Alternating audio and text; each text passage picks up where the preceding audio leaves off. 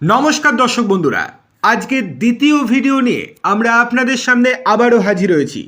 প্রত্যেকটি খবরই অত্যন্ত গুরুত্বপূর্ণ এই ভিডিওর, তাই অবশ্যই লাইক, কমেন্ট, শেয়ার এবং চ্যানেলটিকে সাবস্ক্রাইব করতে একদম ভুলবেন না। তাহলে চলুন শুরু করা যাক ভিডিওটি। 1 নম্বর, সই কেলেঙ্কারি, নিয়োগ দুর্নীতির পর কয়লা পাচার মামলায় বড় সড় বিপদে অভিষেক বন্দ্যোপাধ্যায়। কয়লা পাচার মামলার তদন্তে এবার আরও গতি বাড়ালো কেন্দ্র তদন্তকারী সংস্থা ইডি। গত দুদিন আমরা ভিডিও করতে পারিনি, মেনলি আমার শরীর খারাপের জন্য, জ্বরের জন্য আমি ভিডিও করতে পারিনি। গলার অবস্থা খুব খারাপ ছিল। লাস্ট যেদিন ভিডিও বানিয়েছিলাম সেই দিনই আমরা জানিয়েছিলাম কয়লা পাচার মামলার তদন্তের গতি বাড়াতে চলেছে ইডি। এবার সত্যি সেটাই হলো। ফের একবার তদন্তকারীদের আতশ কাচের নিচে চলে এলেন এই রাজ্যের পুলিশ কর্তারা। কয়লা পাচারের অভিযোগে এবার রাজ্যের 5 জন আইপিএস অফিসারকে দিল্লির ইডি সদর দপ্তরে তলব করা হয়েছে বলে সূত্রের খবর। ইডির দাবি, প্রত্যেকের সাথে অভিষেকের ওতপ্রোত যোগ রয়েছে। অভিষেকের বিষয়ে বিস্তারিত প্রমাণ জোগাড় করতে এদেরকে দিল্লিতে তলব করেছে ইডি। এমনকি এই 5 জন অফিসার তদন্তে পূর্ণ সহযোগিতা করবে বলে ইডিকে জানিয়েছে। আগামী 15ই জুনের পর থেকেই এই অফিসারদের তদন্তকারীদের মুখোমুখি হতে হবে এবং সেই অনুযায়ী তাদের কাছে ইতিমধ্যেই নোটিশ পাঠানো হয়েছে। কয়লা পাচারের এই মামলাটি মূলত 2020 সালের। ইডির দাবি, তৃণমূল সরকারের জামানায় তৎকালীন শাসক দলের শীর্ষ নেতৃত্বের অনেক মন্ত্রী ও অভিষেকের অত্যন্ত ঘনিষ্ঠ ছিলেন এই আইপিএস অফিসারেরা। আর সেই প্রভাব খাটিয়ে মোটা অঙ্কের টাকার বিনিময়ে দুর্গাপুর, আসানসোল, পুরুলিয়া এবং বীরভূম জেলার খনি অঞ্চল থেকে অবৈধভাবে কয়লা পাচারের রাস্তা মসৃণ করে দেওয়া হয়েছিল। অভিযোগ, খনি অঞ্চলের কয়লা মাফিয়াদের কাছ থেকে কোটি কোটি টাকা নগদ ঘুষ নিয়েছিলেন এই পুলিশ কর্তারা। সেলভা মুরগান, রাজীব মিশ্র, সুকেশ জৈন, তথাগত বসু এবং কোটেশ্বর রাও, এই 5 জন সহ মোট 9 জন আইপিএস অফিসারকে দিল্লিতে ডেকে পাঠানো হয়েছে। তবে বাকি 4 জন এখনও অস্বীকার করছে তাদের কাছে নোটিশ গিয়েছে বলে। দেখার বিষয় যে কয়লা পাচার মামলাতে গ্রেপ্তার হন কিনা অভিষেক বন্দ্যোপাধ্যায়।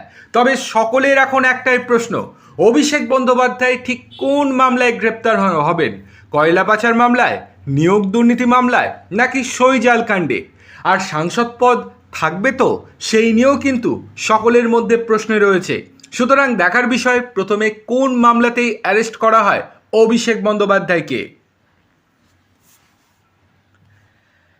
চলে আসি দ্বিতীয় গুরুত্বপূর্ণ খবরে। মমতা বন্দ্যোপাধ্যায়ের কথা অগ্রাহ্য করে তৃণমূলের সংখ্যাগরিষ্ঠ বিধায়করাই গড়েছেন আসল তৃণমূল। বিদ্রোহীদের তালিকায় রয়েছেন জাভেদ খান, অরূপ রায়, আখরুজ্জামান, সাবিরা ইয়াসমিন, গোলাম রাব্বানি, চন্দ্রনাথ সিনহা, শিউলি সাহারা। তাৎপর্যপূর্ণভাবে তৃণমূলের টিকিটে জেতা 34 জন মুসলিম বিধায়কের মধ্যে 17 জনই বিদ্রোহী শিবিরে নাম লিখিয়েছেন। 2011 সাল থেকে তৃণমূলকে ঢালাও ভোট দিয়েছেন মুসলিমরা। মুসলিমদের স্থায়ী ভোট ব্যাংক ধরে নিয়েছিলেন মমতা, কিন্তু এবারের ভোটে তার সেই ধারণা ভেঙে চুরমার হয়ে গিয়েছে। মুসলিমদের একটা বড় অংশ এবার সিপিএম, কংগ্রেস কিংবা বিজেপিকেও ভোট দিয়েছে। এরপর ফলতার পুনর্নির্বাচনেও দেখিয়ে দিয়েছে মুসলিম ভোটাররা তৃণমূলের স্থায়ী সম্পত্তি নয়। প্রায় 30% সংখ্যালঘু ভোট থাকা ফলতায় জামানত জব্দ হয়েছে তৃণমূলের। আর বুধবারও দেখা গিয়েছে তৃণমূলের মুসলিম বিধায়কদের বড় অংশ বিরোধী দলনেতা বেছে নেওয়ার ক্ষেত্রেও মমতার পছন্দকে একেবারেই মানলেন না। 2026-এর বিধানসভা নির্বাচনে তৃণমূলের 80 জন বিধায়কের মধ্যে মুসলিম বিধায়কের সংখ্যা 34 জন। বুধবার তার মধ্যে 17 জনই আসল তৃণমূল হিসেবে নিজেদের দাবি করে মমতা বন্দ্যোপাধ্যায়ের উল্টো পথে হাঁটলেন। দল তো হাতছাড়া, নেতৃত্বও হাতছাড়া। 1.5 দশকেরও বেশি সময় ধরে পাশে থাকা সংখ্যালঘুরাও ধীরে ধীরে পাশ থেকে সরে যাচ্ছেন, তাহলে মমতার রাজনৈতিক পুঁজি হিসেবে আর থাকলোটা কি? উঠছে কিন্তু প্রশ্ন। চলে আসি তৃতীয় গুরুত্বপূর্ণ খবরে। সময় বুঝে পাল্টি মারলেন বাবুল সুপ্রিয়। মুখ্যমন্ত্রী থাকাকালীন মমতা বন্দ্যোপাধ্যায় দুর্নীতির বিরুদ্ধে যথেষ্ট কঠোর পদক্ষেপ করেননি। সেই কারণেই দলের একাংশের নেতারা দুর্নীতি ও জনসাধারণের অর্থ তছরূপের সুযোগ পেয়েছিলেন। বুধবার রাতে নিজের সমাজ মাধ্যমের পোস্টে এমনই মন্তব্য করলেন তৃণমূলের রাজ্যসভার সাংসদ বাবুল সুপ্রিয়। যদিও একই সঙ্গে তিনি স্পষ্ট করে দিয়েছেন এই মতামত সম্পূর্ণ তার ব্যক্তিগত এবং দলের অবস্থানের সঙ্গে এর কোনো সম্পর্ক নেই। বুধবার গভীর রাতে সমাজ মাধ্যমে একটি দীর্ঘ পোস্ট করেন বাবুল। সেখানে দলত্যাগী নেতাদের প্রসঙ্গ তুলে তিনি লেখেন, কোনো রাজনৈতিক দলের টিকিট, প্রতীক এবং নেতৃত্বের ভিত্তিতে নির্বাচনে জিতে আসার পর যদি কেউ সেই দল ছেড়ে যান, তাহলে তার সাংসদ বা বিধায়ক পদও ছেড়ে দেওয়া উচিত। বাবুল আরও লেখেন, আপনি নিজের দলের বিরুদ্ধেও অবস্থান নিতে পারেন, আমিও অতীতে তা করেছি, কিন্তু সেই অবস্থানকে সম্মান জানাতে হলে সাংসদ বা বিধায়ক পদ থেকে সরে দাঁড়ানো উচিত। বিজেপি ছাড়ার পর যে সাংসদ পদ ত্যাগ করেছিলেন তাও স্মরণ করিয়ে দেন বাবুল। এরপরই দুর্নীতি প্রসঙ্গে মন্তব্য করতে গিয়ে বাবুল লেখেন, মমতা বন্দ্যোপাধ্যায় একটি বড় ভুল করেছিলেন। তার দাবি, ক্ষমতায় আসার প্রথম দিন থেকেই যারা দুর্নীতি, জনসাধারণের অর্থ আত্মসাৎ বা বিভিন্ন ধরনের অপরাধমূলক কর্মকাণ্ডে জড়িয়ে পড়েছিলেন তাদের বিরুদ্ধে শুরুতেই কঠোর ব্যবস্থা নেওয়া উচিত ছিল, কিন্তু তা করা হয়নি বলে পরিস্থিতি জটিল হয়েছে। পোস্টে তিনি আরও লেখেন, দিদি নিশ্চিতভাবেই একটি গুরুতর ভুল করেছিলেন। ক্ষমতায় আসার প্রথম দিন থেকেই তার উচিত ছিল যে যারা দলের মধ্যে সাপ হয়ে রয়েছে তাদেরকে সরিয়ে দেওয়া। আমি কখনো ভাবিনি যে একজন সাপ মানুষের ছদ্মবেশে আমাদের মধ্যে ঘুরে বেড়াচ্ছে। তবে এই ব্যক্তির নাম তিনি উল্লেখ করেননি, ফলে রাজনৈতিক মহলে শুরু হয়ে গিয়েছে জোর জল্পনা। চলে আসি 4 নম্বর খবরে। বাড়ি দখলের অভিযোগে তাকে ঘিরে বিক্ষোভ দেখানো হচ্ছিল বলে খবর। সেখানেই পুলিশ গিয়ে জয়প্রকাশকে আটক করে বিধাননগর উত্তর থানায় নিয়ে যায়। পরে তাকে গ্রেপ্তার করা হয়েছে। তার বিরুদ্ধে ফ্ল্যাট জবরদখল, তার বৃদ্ধা মালকিনকে কটূক্তি এবং হুমকি দেওয়ার অভিযোগ উঠেছে। জয়প্রকাশের বিরুদ্ধে অভিযোগ, গত 14 বছর ধরে তিনি একটি ফ্ল্যাট বেআইনিভাবে দখল করে রেখেছেন। বুধবার সেখানে জড়ো হয়ে কয়েকজন বিক্ষোভ দেখাতে শুরু করেন। অভিযোগ, বিক্ষোভকারীদের কারোর গায়ে হাত তোলেন জয়প্রকাশ।